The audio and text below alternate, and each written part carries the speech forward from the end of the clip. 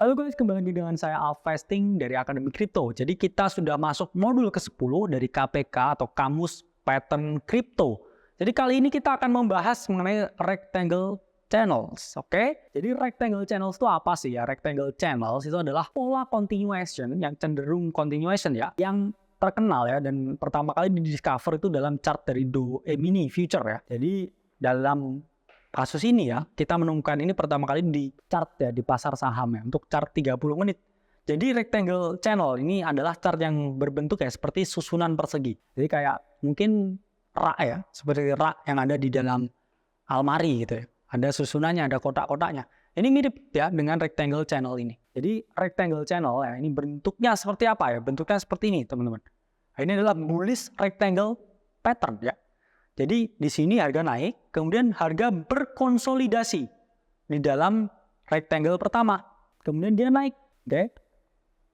Dan kemudian dia berkonsolidasi di rectangle yang kedua. Sehingga di sini ya ada bagian A, ini ada bagian B, ini bagian C, dan bagian D. Syaratnya, konsepnya ya, formatnya ya, rectangle channel itu panjang AB itu sama dengan panjang CD. Jadi ketika AB ini panjangnya adalah 3%, CD ini panjangnya juga 3%. AB ini panjangnya 5%, CD ini panjangnya juga harus 5%. Sehingga kita bisa mengestimasi jarak ya antara AB dan CD itu harus sama. Sehingga ini bisa dijadikan suatu guide ya untuk melakukan profit taking. Ini bullish rectangle pattern pada Bitcoin H1. Jadi harga naik nih ya.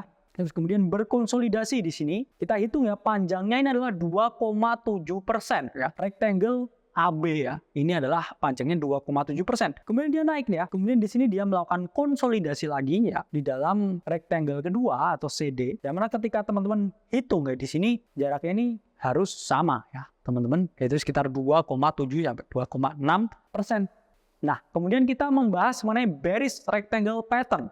Jadi adalah bearish continuation di mana harga turun, berkonsolidasi dalam rectangle, kemudian turun lagi berkonsolidasi ke dalam rectangle kedua. Jadi di sini AB ya, kemudian di sini adalah CD. Kemudian harga breakdown ke bawah. Nah ini contoh ya rectangle pattern pada Bitcoin H1 ya. Jadi ini lihat ya teman-teman ya, lebarnya ya. Di rectangle pertama sama ya, rectangle kedua sama, rectangle ketiga juga sama. Jadi ini adalah pattern continuation. Jadi ketika teman-teman tektokan di sini ya, panjangnya 5%, di sini juga 5%, di sini juga 5%. Jadi relatif lebih repetitif ketika teman-teman bisa ya melakukan suatu trading. Jadi menganalisa juga ya panjang dari masing-masing targetnya di setiap rectangle. Ini ya konsepnya AB sama dengan CD. Saya Alvesting dari Akademi Kripto. Sampai berjumpa di modul selanjutnya. Kelar, Wi.